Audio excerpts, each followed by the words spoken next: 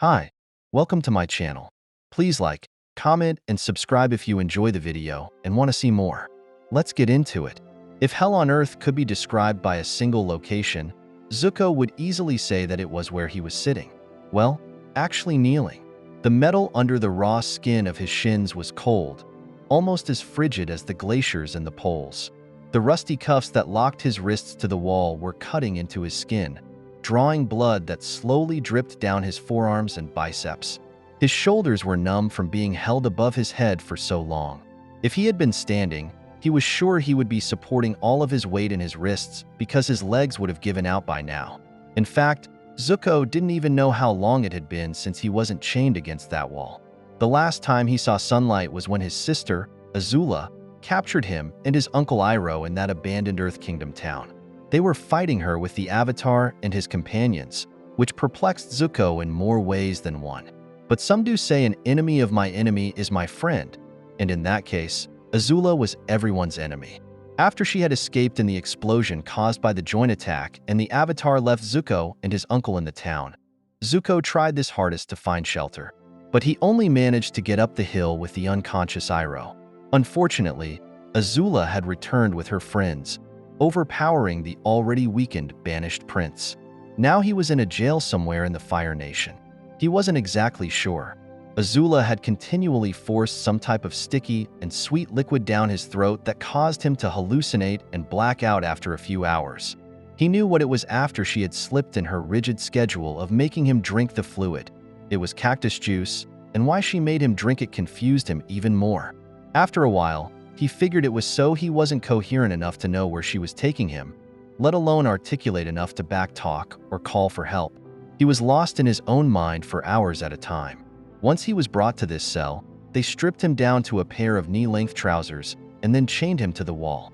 At first, Azula would come once a day to taunt him, but her visits have been coming fewer and farther in between. There was a time where he could have sworn Azula herself didn't visit, just a guard bringing him his food. He would get a meal once a day, which consisted of undercooked rice and more cactus juice. Why she insisted on still making his mind muddled and disoriented, he didn't know. Perhaps Azula just liked to mess with him. It didn't surprise him one bit. He had gotten one visit from his father, but the man didn't even speak. He just opened the door, stared at Zuko for a few minutes, and then left. He only knew it was Ozai because of the shadow he casted into the cell. The Fire Lord crown was incredibly distinguishable, even in a silhouette. It was after that day that Azula stopped coming frequently. Same with his meals. And now when she came, she would torture him. More in a mental way than a physical way, but both types of blows didn't register with Zuko. He was absolutely numb. He could remember small bits of what she would say to him, sometimes even remember what she looked like that day. But more often than not, he would just retreat to the back corners of his mind while she ridiculed him and humiliated him. There wasn't an audience, but knowing what she would say and do to him just brought Zuko so much shame. She called him a waste, an unloved and useless piece of garbage. She would whip him with her blue fire and then punch him in the jaw for good measure. She even carved something in the skin of his back with her fingernails, and the wound stung for days. Or what Zuko thought was days. It could have been weeks for all he knew. The prince basically figured he was going to die in that cell. He didn't think anyone was going to come and rescue him. No one cared enough. And he knew he was there long enough that people had probably already forgotten about him. The short hair he had when he was first captured was now dangling in his face and over his eyes. He knew he had started to grow some type of beard, but nothing to the caliber of what his uncle would have grown out by now. Zuko assumed he just looked like a vagabond that had lived in the streets. He certainly felt like it. Actually, he felt worse. He felt like the dirt that Azula called him. Scum between the toes of the people of the Fire Nation. He belonged in that cell because he failed. He had a mission and he was unsuccessful. Knowing his luck, Azula probably captured the Avatar by now, along with his friends. What were their names? He knew he had heard them before. There was the older boy with the ridiculous ponytail. Not that Zuko had room to talk about ridiculous ponytails. His was pretty atrocious as well, but this guy was something of a warrior. He was brave. Zuko knew that. The kid must have had guts if he charged head-on against 3 fully trained Fire Nation soldiers. If he had been more properly trained, the boy could have potential. Zuko remembered the Avatar saying his name once. It was like an article of clothing with an A at the end. Panta? Glova? Sokka? Sokka. His name was Sokka. Then there was the Avatar. His name was Aang. Zuko knew that. But he refused to put the name to the child, only so he wouldn't see him as an actual person. That would make capturing the kid so much easier. Now that Zuko was looking back, he felt bad for Aang. Not because he was the Avatar, but because he was so young. He was only 12, well, technically 112, and he had the weight of the world on his shoulders. Most 12-year-olds want to play and goof off, but he never would have the chance. He had the responsibility of ending a tyrannical regime and stop the century-long war that Zuko's family started. If Zuko wasn't so hell-bent on getting his honor back and pleasing his father, he might have let the youngster go. He had enough problems to deal with. A determined prince was something he probably didn't need on his tail at the time. There was a new person in their group. She was small and obviously an earthbender. Why the Avatar picked the frieliest-looking little girl in the Earth Kingdom to be his earthbending Sifu was something Zuko didn't understand. Maybe she had some hidden potential, or the Avatar had a crush on her or something. No, he had a crush on the waterbender, Katara. Even in his delirious state of mind, Zuko remembered Katara very well. Her fluidity in her movements, much like the water she so easily commanded. Her bright blue eyes, her long brown hair. Zuko wondered what it would look like if she let it out of the braid. It was probably really curly. She just seemed like a girl who would have unruly hair, like her personality. Zuko admired that about her. She was fierce and had a type of ferocity that he saw in some of the best firebenders in the world, including himself. It was a trait uncommon among waterbenders, and he felt that made her a very unique opponent. Zuko let his mind wander back to all of his encounters with this girl. When he first saw her at the South Pole and locked eyes with her, she was scared at the time, and he almost relished in the fact. He liked making people scared. It made him feel worthy of being the heir to the dragon throne. She had stood proud, though, which was something he didn't quite understand. Her eyes were trembling with fear as he paced in front of the villagers, but her shoulders were back and squared to him as if she wasn't really afraid. That's what made him notice her. The fact that she was willing to put on the act of bravery, but she really was just as scared as everyone else. Then he thought back to when she had stolen the waterbending scroll from the pirates. He and the pirate captain had found her on the river's edge, trying to practice one of the moves. She had ran away from one pirate and right into his arms. Literally, being that close to her was the first time. He could admire her features. She was pretty, in a way. In an exotic way he wasn't used to. Women in the Earth Kingdom were way too similar to the women in the Fire Nation. Both nationalities had pale skin and dark hair. But the people of the poles were quite different. Tan skin and brown hair with blue eyes. How the people with the least amount of sunlight had the darkest skin, Zuko would never understand, but it intrigued him. He tied her to a tree with some of his best rope.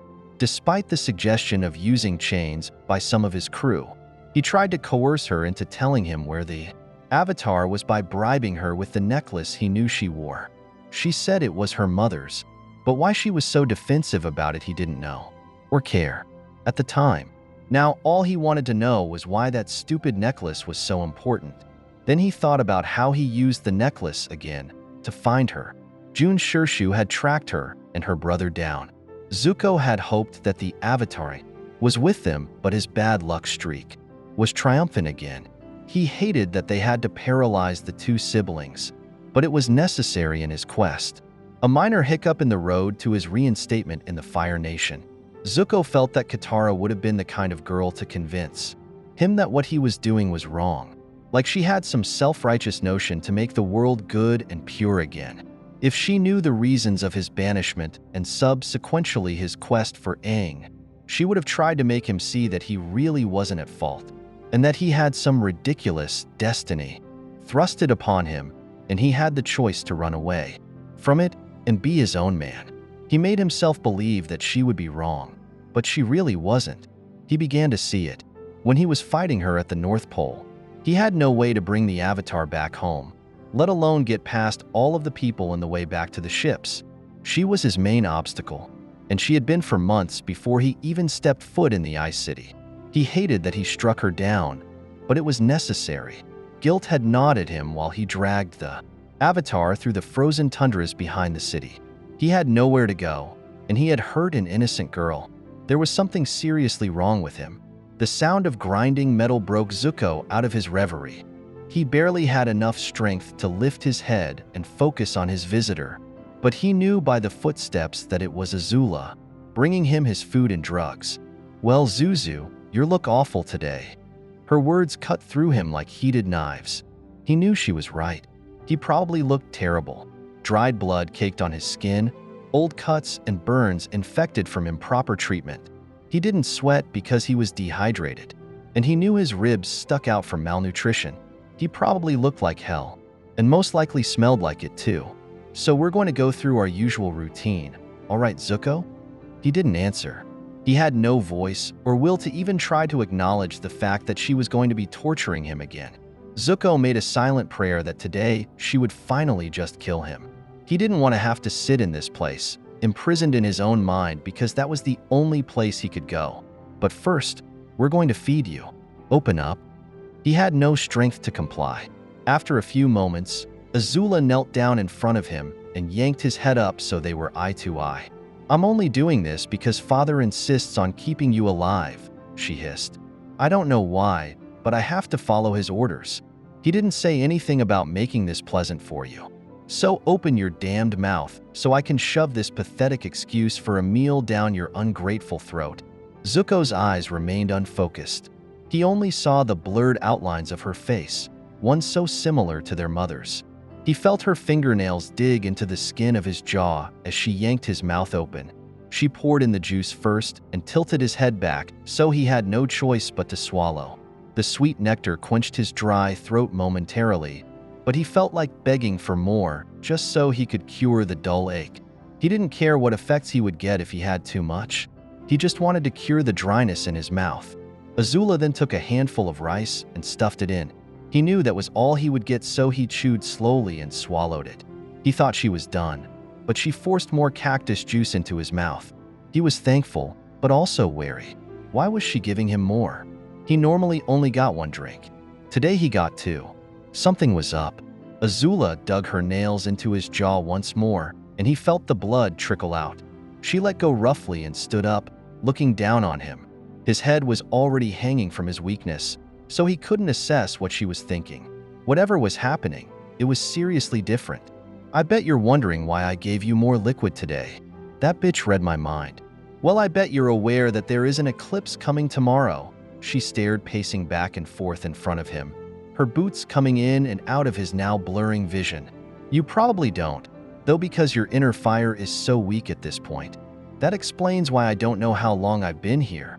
Well, the physicians insist you have a little more strength to go through the eclipse without completely dying. So I was ordered by Father to give you a little more substance." She kneeled in front of him again, and her face was leaned next to his ear. "But I'll just forget I heard that and only give you extra cactus juice, because I know you love it so much." Her voice began to change tones, and she sounded more sinister than ever. When Zuko tried to focus his eyes, it seemed like Azula was standing on a river of lava. "Here we go." She began pacing again, and he heard voices echoing around the metal chamber. He wasn't paying attention to what she was saying, but he knew she was already taunting him again. He felt like his body was swaying back and forth now, like it would if he was on a boat. "And I'm sure you know, since we captured Ba Sing Se, the Earth Kingdom has fallen." Her voice seemed to be enhanced by several others, making her sound like a demon. Zuko almost laughed at that thought, because she really was one. "But we believe that they're still going to try and invade the capital city." He felt his eyes start to droop, but before he could fully close them, Azula kneeled in front of him and grabbed his chin again, forcing him to look up and into her eyes. They looked like they were on fire. The gold in her irises dances around like the flames in front of their father's throne. It was interesting. Then he realized that the whole room was moving and dancing like her eyes. "Damn it, I didn't think it would kick in so soon," she whispered. Her gaze softened slightly, but he attributed it to the cactus juice playing with his mind, making him believe his sister really wasn't that bad. that she had a heart underneath the cold metal machinery that was her body and soul. It was doubtful, but there was probably something beating in her hollow chest. It was probably metal and full of rusty gears and chains, but it was a heart nonetheless. Her grip loosened, but she still held his head up. Her eyes darted back and forth between his, searching for something. After a heavy sigh, she whispered, "Zuko, if I didn't know better, I'd say you have given up." She let his head drop and she stood, dusting her knees off as she stared down at him. "What was it that your stupid little dagger said? Never give up without a fight? I see you've begun to go against your little mantra. No matter, Zuzu, you'll be in here until the end of time. The sooner you give up, the better. Have a nice week. I'll be seeing you." The metal door clicked and the grinding noise of the lock rang through his ears. Azula was right. He gave up a long time ago. What point was there to fight anymore? He was chained and unfed. Even if he managed to somehow break out and get past the guards in the hall, his body would probably only take him to the end of the hall before giving out and collapsing underneath him. He was certain that his legs probably didn't even work anymore. Even if he had the strength to fight, he had no reason. His family hated him. His uncle was locked up as well, most likely dead now. He had no friends. He was an enemy everywhere he went. There honestly was no point. At that thought, a single tear broke out of Zuko's good eye and dropped to the metal underneath him. As he did every day, Zuko woke up with the sound of the guards rotating in the hall. He heard them chatting about the eclipse today and how they were needed in the Fire Lord's bunker or something like that. The replacement asked why they were going to leave the prince, and the guard leaving snickered and said lowly, "No one is going to come get him. He'll be fine without a guard." Zuko knew the man was right, but he couldn't help but hope. Maybe if there was an invasion like Azula had said, someone would come and free him and any other prisoner in this place, wherever he was. But the odds of that happening were slim to none, so he tried not to get his hopes up. After what was probably a few hours, Zuko heard someone call to the guard outside his door and the man left. He had no one guarding him. He was vulnerable to whatever the universe decided to pull on him. Maybe a rogue citizen will break in and cut his throat, or a single guard will enter and break every bone in his body, at least the ones that weren't already broken.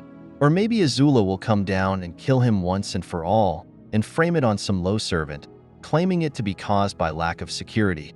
Whatever it was going to be, Zuko welcomed the fate of death with his already opened arms. Probably another hour passed and Zuko was jolted from his daze by a shout down the hall. His fate was coming for him. This was it. His end was heading towards the door that held him in for so long. "Which room is he in?" It was a girl shouting, a voice he had heard before. "No, it can't be. He's in the room at the end of the hall," another girl replied. He heard this voice too. "The cactus juice must still be in my system. I'm imagining this. Toph, open the door." "Toph? Who's Toph? I hope we aren't too late." He knew that voice anywhere. "Uncle." The sound of grinding metal filled his ears, and if he had the strength, he would have cringed at the noise. But his body was too broken and unwilling to respond to anything his mind thought he should do. A sudden light filled the room, and he heard a collective gasp. Then a pair of feet were in front of him, and the owner kneeled down and grasped his chin gently. She lifted his head, and he was greeted by two bright blue eyes. She sighed out, and a smile graced her lips. "He's alive. No, I must be dreaming. You wouldn't come here and be relieved that I was living. This is truly the cactus juice." He saw another blurry figure approach him and grabbed the chains that held his arms above his head. The grinding sound echoed in the cell, and he felt the pressure go away. His arms dropped and a hoarse groan escaped Zuko's lips. The girl in front of his hushed him and brought his body against hers, stroking his hair as the second figure unlocked the chains around his ankles. There was a soft pressure around his shoulders and a sudden warmth. He felt a couple pairs of hands grope his body, and he was suddenly lifted and held, bridal style against someone. Zuko rested his head against this person's shoulder and felt his eyes flutter close. "Stay strong for me, Zuko," his uncle's voice said. It was right above him, so he must be in Iroha's arms. A sudden sweeping feeling of safety fell over Zuko as the darkness clouded his mind. This was death. They were taking him away from that cell and leading him to the gates of absolution. This was it. Zuko felt a smile twitch on his lips as he welcomed this. He relaxed more as the feeling of Iroha's movement was fading away and the noises of shouts and attacks were drowned out by the soothing sound of nothingness. Zuko was right. This was the end. If heaven on earth could be described by a single location, Zuko would easily say it was where he was laying. It was warm, comfortable. His head was cradled by something slightly hard, but it was oddly comfortable. He felt something cool tickle his cheeks, like the wind when he was on the sea. The warmth he felt on his skin was much like the sun when it was high in the sky, filling him with strength and power. There was something moving back and forth slowly on his forehead, which was incredibly comforting. He knew he was probably smiling, considering this was the first time he felt something other than dread. With a content feeling in his stomach, he let himself drift back into the darkness. Zuko felt consciousness finally come back to him. His eyes wouldn't open, but he knew he wasn't in his cell anymore. In fact, he was laying on a mattress of some kind, and there was a blanket covering him. His limbs were stiff from being unused. If he had any strength, he would have pulled the blanket off because he was too warm, almost feverish. Zuko thought about it, and he probably was running a fever. That's probably why he was on this mattress and not chained in his cell. A shifting on the edge of his bed made him flinch. There was someone else here. The stranger pulled down the blanket off his chest, and he heard them hiss out as they looked at him. Then a cooling sensation ran over his stomach and up towards his collarbone. It was different and comforting. It was amazing. When the sensation receded, he felt awfully rejuvenated. He involuntarily took a deep breath and was happily surprised. There wasn't any pain like there had been before. Then there was a hand on his forehead brushing away his hair. "Be strong, Zuko." It was Katara. What was she doing in the palace hospital helping him? Was she captured too and forced to heal him so he could go back to his cell just to die? "We need you." The darkness began claiming him again, not without making him question what the hell was going on to him. When Zuko came to again, a light broke through his eyelids. There was a pressure on his right hand, wrapping around it entirely. He felt the warmth of the blanket on him still, and his body still felt feverish. He tried to move, but his body didn't respond. He felt like yelling out in frustration. He had no idea what was going on, and he just wanted to know what was happening. The pressure on his hand increased slightly and then went away completely. Then the cooling sensation came back, but it was on his forehead. It felt like someone had taken ice and ran it back and forth against his heated skin. It felt amazing. If Zuko could smile, he would have it this sensation. "You're getting better," Katara's voice whispered to him. "I just wish you would wake up so we would know for sure." "I am awake. But considering how bad off you were when we find you, I don't think you'll be waking up for a while." She sounded really upset. How bad off was I? He felt the pressure on his hand again, and he realized it was her holding him. No one had ever held his hand before, except his mother. A weird feeling pooled in his stomach, and all he wanted to do was to wake up and have her let go. Why? He didn't know. He didn't want anyone touching him, no matter how soothing it was. Whatever she had been doing before felt okay, but when she touched him, he felt odd. "I wish we would have found you sooner," she said after a while. "Azula told us about you when we fought her in Ba Sing Se. I can't believe she would do that to her own brother. I'm so sorry you had to go through all of that. And as I look at you, I'm surprised you were still breathing when we got there. You're really strong, Zuko. You really never give up without a fight." His heart warmed when she said that, and like before, if he could smile, he would have. He began to relax and the darkness flooded over again, but not before he felt Katara squeeze his hand again. The cooling sensation woke Zuko from his dreamless sleep.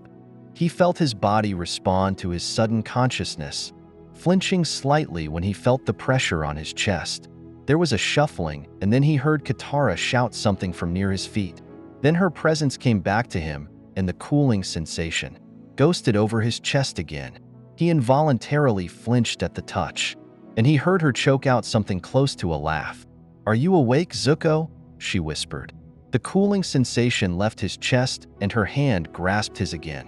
She squeezed, and he heard breaths shallow out in anticipation. Zuko focused all of his strength to his hand and felt himself squeeze back slightly. Katara gasped out and lifted his hand up and pressed his against what he assumed was her cheek.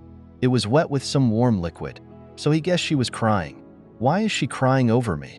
What happened since the last time I saw them? Last I recall, I shot fire and yelled at her the last time we had a meeting. There were footsteps and Katara had turned her head towards the noise, bringing Zuko's hand with her.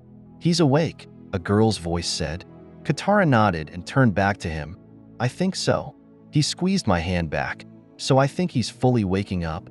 "No," the other girl said. "He's awake. I can feel his heartbeat. He's just not strong enough to fully open his eyes. Try talking to him." Katara nodded again and whispered towards him, "Zuko, if you can hear me, can you squeeze my hand again?"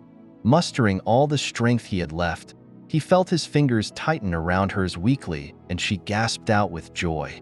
The other girl approached the bed and sat on the edge of the mattress.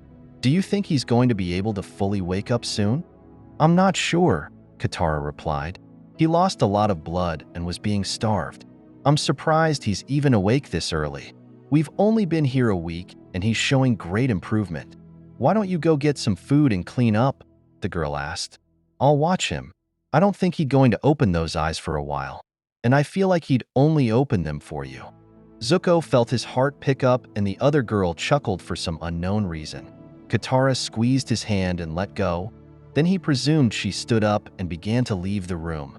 "Thanks, Toph," she said softly. "If there's any progress before I get back, have someone come get me." "Will do, sweetness." Katara's footsteps faded away and Zuko could only hear Toph's steady breathing. He felt her prop her feet on the edge of his mattress and she chuckled again.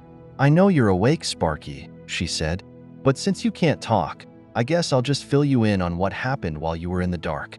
"Literally? What is she talking about?" "Well, according to your uncle when we found him, you two were captured right after our little run-in with your crazy sister. She brought you two to the Fire Nation and locked you up. Uncle broke out about 2 months later but didn't know where you were, so he started heading to the Earth Kingdom.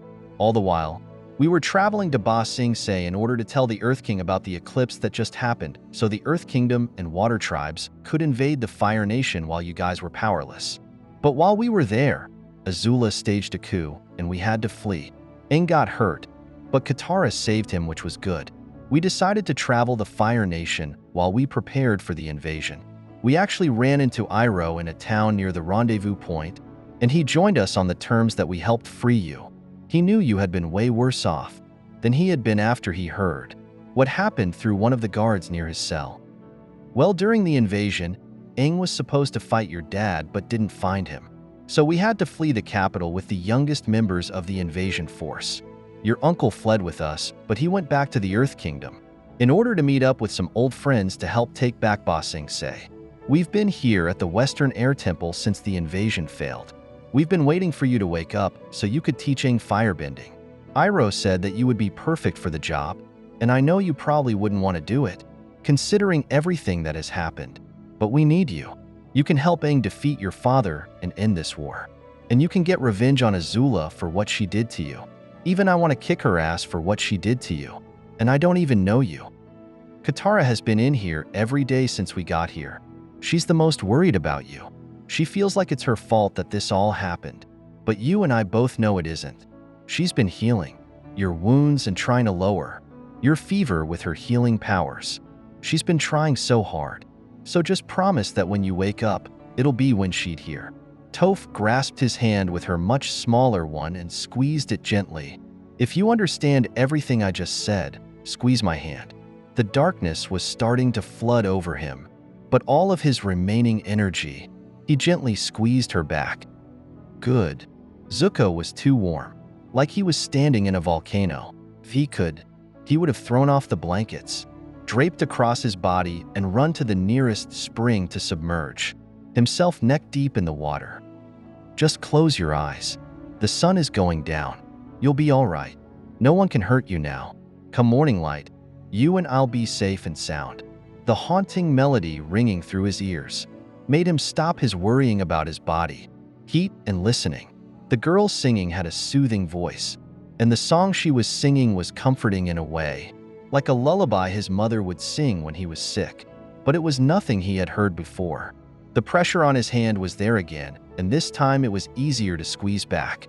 The girl stopped singing and pressed her free hand to his forehead and gasped at the touch.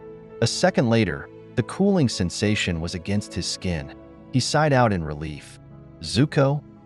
Katara let go of his hand and pressed her fingers against his left cheek, right on his scar. He stiffened involuntarily and she recoiled, muttering an apology under her breath, and she moved the blanket off his chest so he could run the cold water against his flushed skin. He sighed again, and he heard her shift in her seat. She grasped his hand again and murmured softly, "Zuko, if you can hear me, can you try to open your eyes? Squeeze my hand if you understand." He squeezed back and tried to focus on opening his eyes. They felt oddly dry, like they had been covered with dirt. With all the strength he could muster, he managed to open his right eye slightly. His vision was blurry, which was to be expected, but he saw the outline of Katara's body in the moonlight. He blinked and slowly opened it wider. He still couldn't focus, but he could manage to make out her face. She was smiling, which made the corners of his lips turn up slightly. "I'm going to give you some water to drink, okay?" He squeezed her hand and she opened his mouth and bent a stream of water down his throat. A cough forced its way from his lungs, and she laughed a little and muttered an apology. Zuko closed his eye again and squeezed her hand reassuringly. "Can you try to talk?" Zuko swallowed and felt the dryness of his throat. As he tried to force a noise out, the only sound he made was a croak. Katara squeezed his hand again and pushed the hair off of his forehead. "That's all right. I didn't expect you to. Go back to sleep, Zuko." He felt something press against the bare and clammy skin of his forehead, and then she placed a wet cloth against his eyes. The coolness felt good against his irritated eyelids, and he felt sleep begin to claim him again as she started to sing again. "I remember tears streaming down your face when I said, 'I'll never let you go.' When all those shadows almost killed your light. I remember you said, 'Don't leave me here alone.' But all that's dead and gone and past tonight." Sunlight broke through Zuko's eyelids as he regained consciousness. He felt the sun rising and realized it was close to mid-morning. Happy his inner fire was starting to burn again, he began trying to open his eyes. Surprisingly, he didn't have any difficulty with that task. He was greeted with the sight of a sleeping Katara. She was slumped over in her chair and her head was laying against the edge of the mattress near his hand. He lifted his fingers and ran them through her loose hair. He smiled when he realized that her hair was exactly how he thought it would be, curly and unruly. His fingers reached her scalp, and he pulled his hand up to the top of her head. She flinched and lifted her head up slightly and jumped when she saw him, making his arm flop back to the mattress. "You're awake." He tried to answer, but all that came out was a dry cough. Taking that cue, she bent some water from a bowl next to his bed and sent the water into his open mouth. He swallowed it and sighed with the relief the water gave his dry throat. "How are you feeling?" Zuko cleared his throat, and yet again, another croak came out. Katara gave him a confused look and then gloved her hand with some water and cupped his neck. It was cold and he almost cringed away from her touch, but she placed her free hand onto his chest to hold him into place. "I should have noticed this sooner." He rose his eyebrow in confusion, and she shook her head as she sat back and removed her hands from his body. He felt oddly empty when her touch retreated. "Your vocal cords were damaged from your time in the prison," she sighed. "I should have realized. I won't be able to heal them as well, so they'll just have to heal on their own." He nodded slightly and smiled weakly at her. She smiled back and grasped his hand. "Your fever broke last night after you fell back asleep. If this keeps up, you might be able to get up and move around in a couple days." Zuko shook his head and pulled her hand, trying to relay his wish to get up that second. "You can't get up yet, Zuko. You're too weak." He scowled and pulled her again. Katara sighed and wrapped his arm around her shoulders and helped him sit up. He let out a scratchy groan as his body protested the movement, and he noticed in the corner of his eye Katara smirking. "I told you so. Still want to get up?" He nodded and clenched his teeth. using his limited strength to swing his feet off the edge of the mattress. He croaked again, and Katara tightened her grip around his waist. "I think we might need to get you a bath," she said after his breathing calmed. "You okay with that?" Zuko nodded, and they slowly pulled him into a standing position. His legs felt like rubber, barely able to hold up his weight. He stumbled slightly, and Katara caught him easily. Zuko figured he must have lost a lot of weight if she could hold him up with such ease. And considering he was probably close to 6 inches taller than the girl, he realized it must have been a lot more than he had originally thought. They began taking small steps towards the door, pausing so Zuko could take a quick break from the strenuous work he was putting his body through. Katara had said something about how he never gave up without a fight, and he wasn't going to prove her wrong just because his legs were a little unaccommodated to walking. "Zuko, we don't have to dash." He interrupted her with a fierce shaking of his head, and he pressed on, clenching his teeth and cringing with every step. If he knew it was going to be this bad, he would have just forced himself back to sleep. He didn't want Katara thinking he was weak, especially after the stint he did in that prison. "Luckily, the bathroom is right around the corner," she said as they passed through the threshold of his room. Zuko realized she was more talking to herself than to him. Then he wondered why she was being so nice to him, considering how much they had been through. He had pondered it before, but now as she was acting as his crutch as he limped to the washroom, he couldn't help but wonder why this perfectly good girl was helping her once enemy. A sudden draft made Zuko blink several times to re-wet his eyes. Once he focused, he saw the Avatar and Toph standing right in front of himself and Katara. "You're awake. Aang, don't crowd him. We're just trying to get to the bathroom so he can wash up." "I'll take care of that," Toph said. She shifted her feet, and suddenly Zuko and Katara were gliding along the earth, speeding down the short hall and through the bathroom door, and stopped right in front of the tub. Katara shook her head quickly and called over their shoulders, "Thanks, Toph." He heard the little girl call back, "No problem." Katara turned back to Zuko and smiled up at him. "Think you could steady yourself while I start the water?" He nodded, and she slowly pulled out from under his shoulders. She held onto his waist for a second as he regained his balance and stepped away reluctantly. Zuko smiled reassuringly at her, and she bent down and turned the tap on the tub, letting the water flow into the porcelain basin. She added some soaps and scented oils, filling the room with a clean fragrance. Zuko couldn't remember the last time he had a bath, let alone one with soap. He gave her a grateful smile as she straightened up and turned to face him. She returned the grin, and her hands went to the waistband of his trousers. He jumped and quickly grasped her wrists, staring at her with wide eyes. "You're wearing underwear." "Don't worry," she smirked as she pulled herself out of his grip and untied his pants. "I already saw everything anyway." Zuko blushed, and it caused her to giggle a little.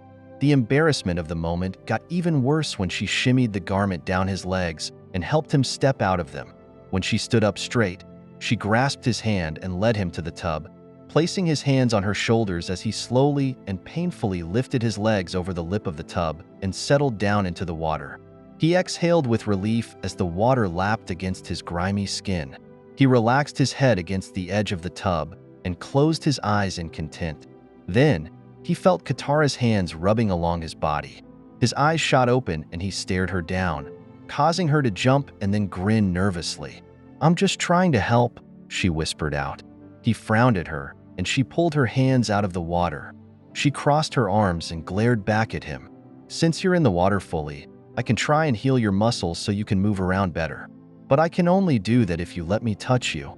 Zuko stared at her with wide eyes for a few moments and then sighed and nodded to her. She smirked victoriously and then put her hands back in the water, starting with his arms. Her fingers gripped his muscles and massaged the healing water into the tendons, stretching them out and invigorating them their old strength. Once his arms were done, she pushed him so he would lean forward, and she focused on his back. He heard her inhale sharply at the sight, most likely taking in all the scars from the wounds Azula left. "Do you know what she did?" Zuko shrugged and Katara sighed. "She wrote something." He nodded as if he knew that she had done something along the lines of that, and he turned and looked over his right shoulder, silently asking her to tell him what was there. Katara swallowed thickly and whispered. She wrote out traitor. Zuko nodded once and turned to face the rest of the tub again. He knew Azula would have done something along the lines of that.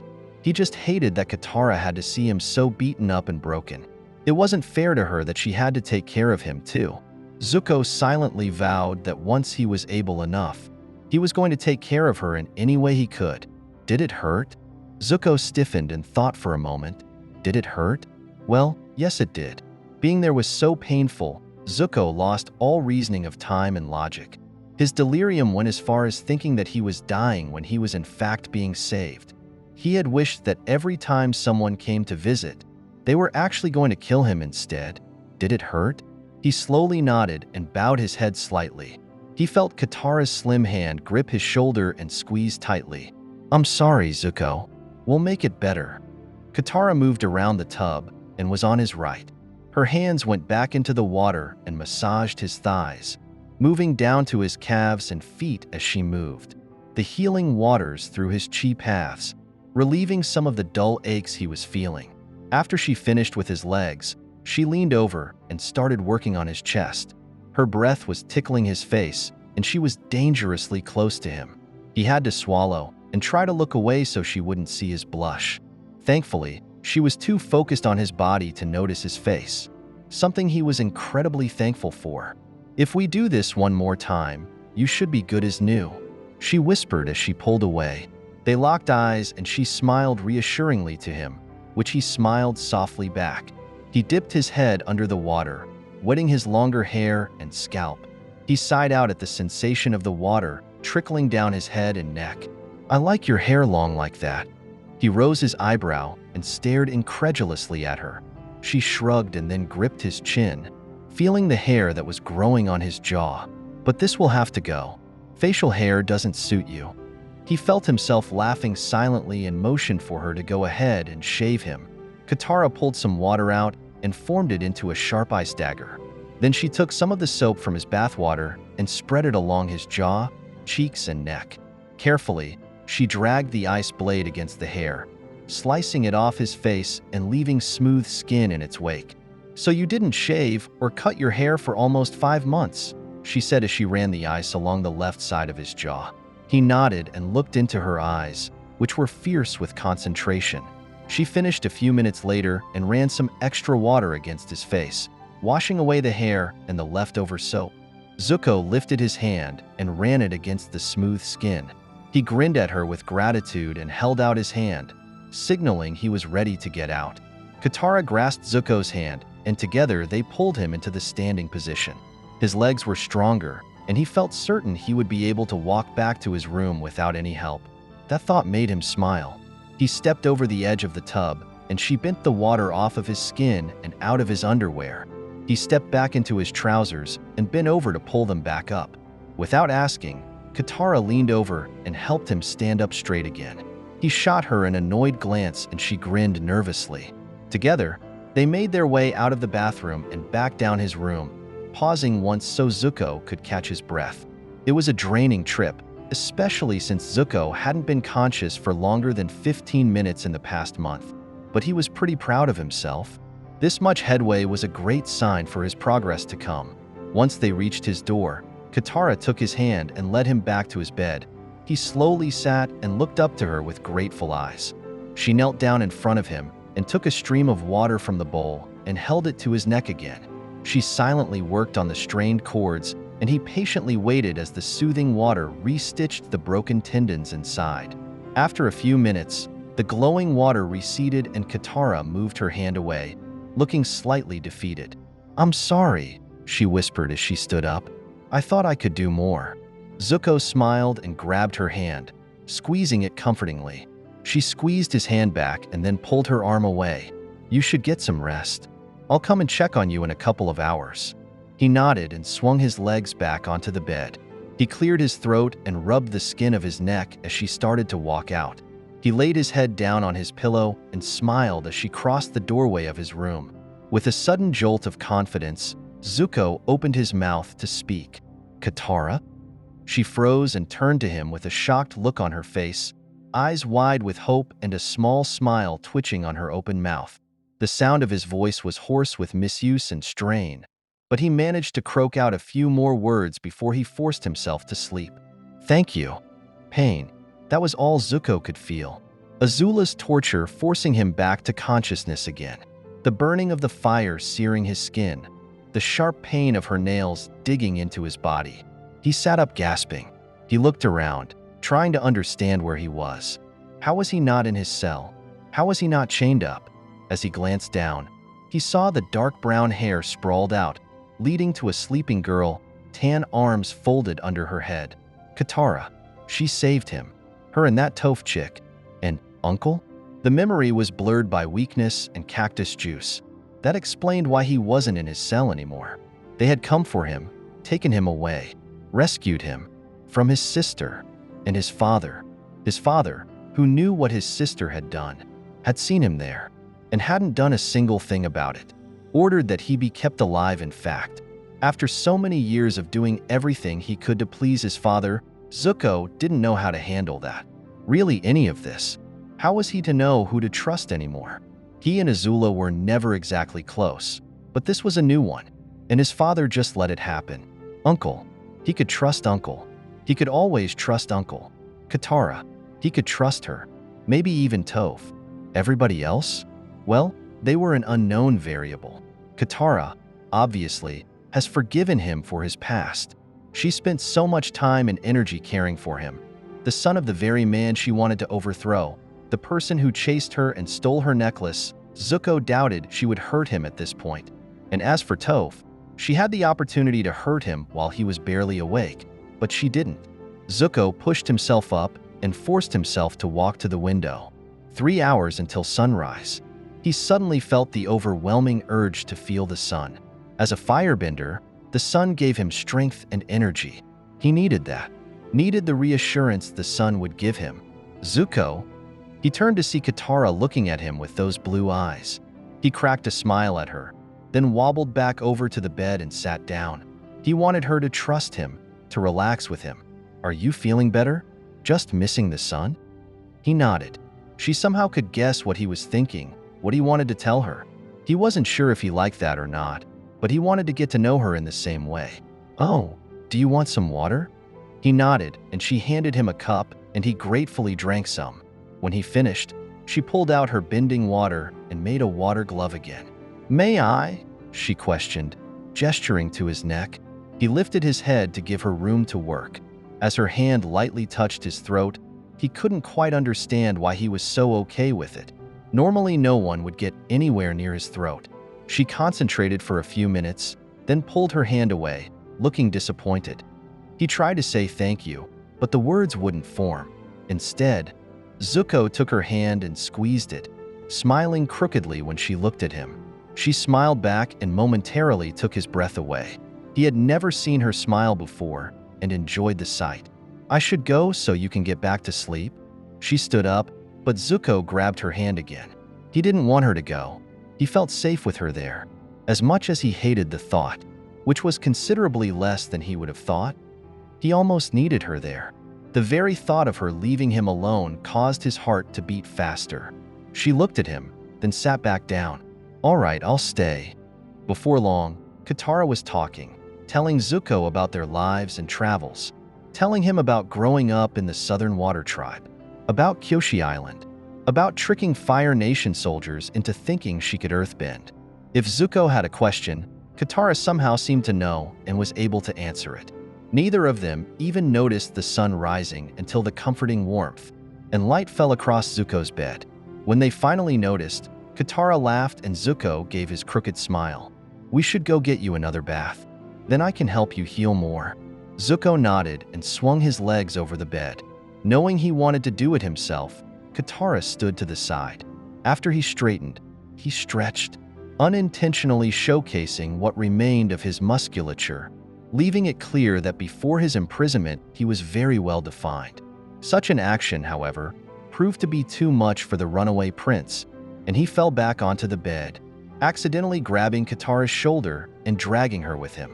For a moment, it was just the two of them, alone, frozen in time, and all he could feel was the warmth of her, laying on top of him with her hands. resting on his chest and her legs tangled in his, her breath mingling with his. It was the closest he had ever been to another person, and oddly enough, he didn't mind the contact for once. It felt nice, her soft skin against his. Her hair fell around them in a curtain, blocking the rest of the world. He could smell her scent so clearly. It was like a river during a flood, where the earth is mixing with the water, and it swirls around you with increasing power.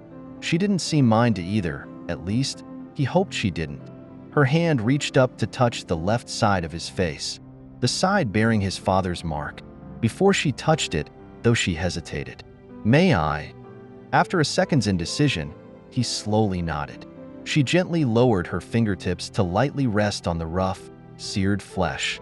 As she traced the raised, uneven mark, she whispered, "Maybe someday you will feel like you tell me about this. I'm not going to hurt you. I think you've suffered through enough at the hands of your sister for any kind of payback from us. I want us to be friends. I want you to know you can trust me." Zuko's hand raised to brush her face in return, as he tried to tell her that he did trust her. After she had done for him, how could he not? She was the one who held him when he collapsed in that cell. Even as gross as he had been, she sat with him every day watching him heal, waiting for him to wake up. If she wanted to hurt him, she would have by now. He would be foolish not to trust her. What in the spirit's names is going on in here? Katara looked over to see Aang and Sokka standing in the doorway, flabbergasted by the sight in front of them. Katara immediately pushed herself into a standing position, while Zuko pressed himself back into the bed. Sokka stepped forward. "What were you doing with my sister?" He angrily hurled the words at Zuko. Zuko flinched back from the words, pushing himself slowly away from the angry boy. All he could think of was Azula attacking him. Her anger and yelling echoed in the warrior's words. "Sokka." He was standing up and he fell. He tried to grab something to hold on to and grabbed me by accident. We weren't doing anything. We fell. Katara. She was here. She wouldn't let them hurt him like Azula did, would she? But it was two of them and one of her. Plus, it was her bother. And the Avatar. She might. I asked him, Katara. Zuko flinched again, unnerved by the anger in Sokka's voice. It sounded too much like his sister's. Zuko forced himself to focus on Sokka again, to not hide in the corners of his mind again. The non-bender was in the way of the door, so Zuko's options were limited. He had reached the end of the bed and was slowly putting his foot down on the floor. His vocal cords are still injured. He can't really answer your question, Sokka. Katara sounded worried. He should reassure her. However, she also sounded angry. What if she was angry at him? I think he's probably fine by this point, Sokka told her. Zuko just hoped she wasn't angry at him. I think he's probably fine by this point, Sokka told her. Zuko just hoped she wasn't angry at him. Katara got right up in Sokka's face about that one. Zuko could hear that Sokka pushed too far by the way she spat her words at him. You might be a year older than me, Sokka, but I know what I'm doing. If I say he's hurt, then you can believe he's hurt. Do you understand me? Zuko would bet that Katara's eyes are ice, and her voice was colder than her homeland. Sokka nodded, then quickly retreated, deciding to leave his sister alone for a while. Katara glanced at Zuko to see his reaction, but he was busy watching the other people. Zuko, his eyes flickered over to her, but returned to the younger boy immediately. Zuko, they aren't going to hurt you. He nodded slightly while Aang gave Katara a look. What's going on? Aang just sounded bewildered. Aang, let's step into the hallway to talk. Zuko's eyes flashed back to the young woman, lasting just a second longer than the first time, then back to wearily watch the 12-year-old boy in front of him. Zuko could obviously tell that Aang didn't understand the look that Zuko sent Katara or realize that he had been slowly retreating ever since the presence of other people had been made known. Katara gave him a stern look and said, "Don't even think of standing up without me here. I let you try on your own a second ago. Next time you might actually undo some of the healing I've already done, just to make sure I'm gonna stand in the doorway." Then she winked at him. Aang turned and walked out, followed by Katara, who somehow, much to Zuko's relief, managed to stand so that she could watch Zuko, but still somehow keeping Aang out of sight. Zuko relaxed a little and focused on her. The way she stood perfectly still, but managed to somehow imply movement. The way her mouth moved when she asked Aang what he wanted. To tell her breakfast was ready and check on Zuko. They needed to move out before Azula came after them. The way she smiled as she thanked him, then told him her diagnosis. After a healing bath, they would probably leave, physically at least, provided he rode on Appa. He shouldn't be walking any long distances yet. She would have to wait to make sure, though. Plus, she was still unsure of any psychological effects all this has had on him, so she hoped to slowly introduce him to the group more slowly. The way her eyebrows pulled together in displeasure at his response. There wasn't really enough time for that. They had already been there a week, and the Western Air Temple wasn't exactly an unpredictable or secure hiding place. Those impossibly blue eyes glanced over at Zuko, then back down to focus on the bald young avatar. He got a silent kick out of her borderline curt reply, then dismissal. "We'll see after a nice healing bath. I'll let you know. Now leave so I can help him maneuver to the bathroom."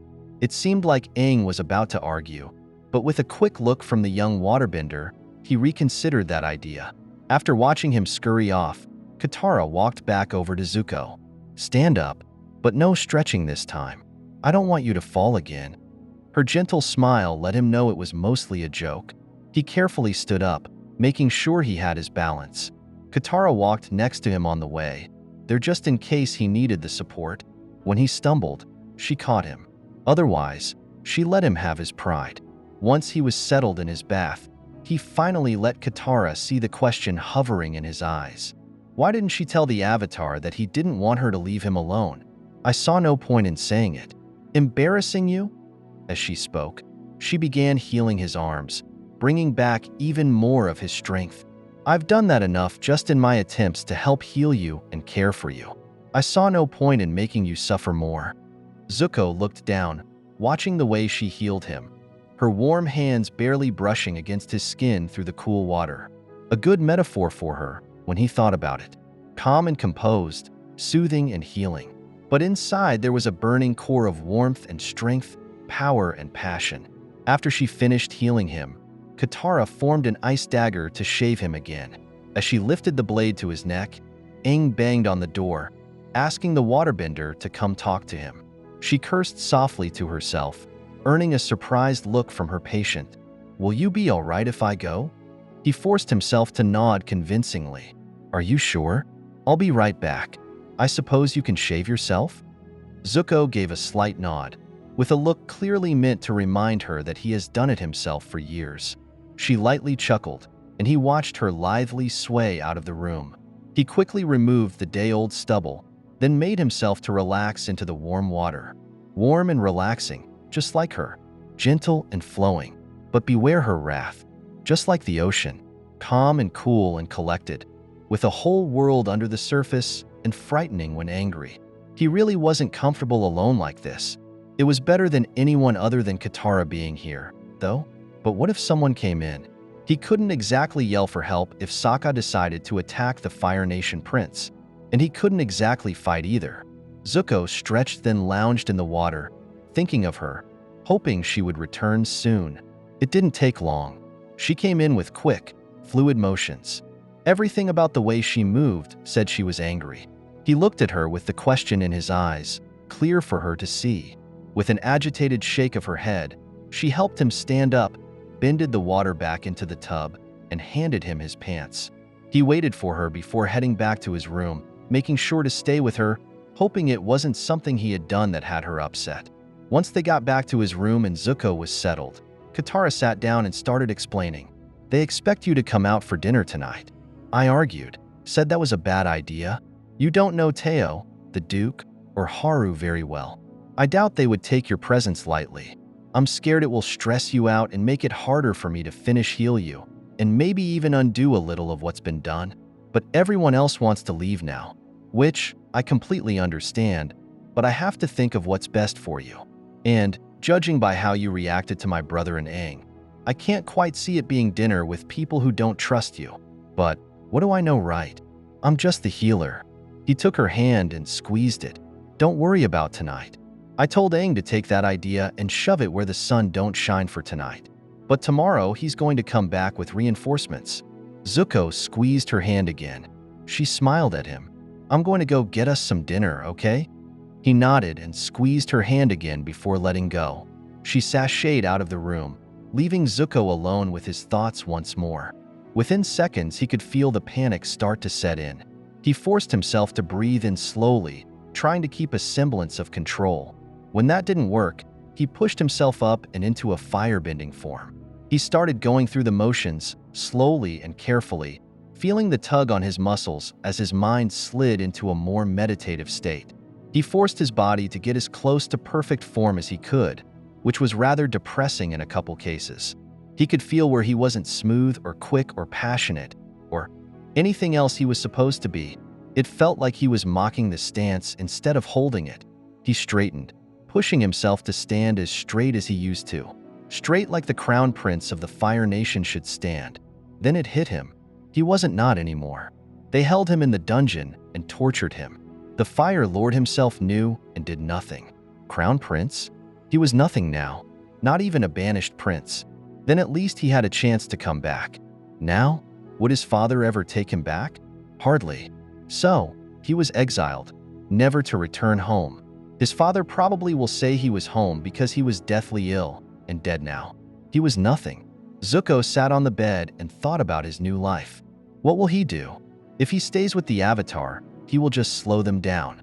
They need to go defeat his father. But Zuko can't help with that. What help could he be? The exiled failure. But where would he go? What would he do? He heard someone come in behind him, and he almost hoped they would kill him. Then he wouldn't have to decide. Zuko? He turned to see Katara, standing there holding two bowls. What's wrong? She walked over and handed him one and sat down next to him. He looked into her blue eyes, then just shook his head and looked down, then began to eat.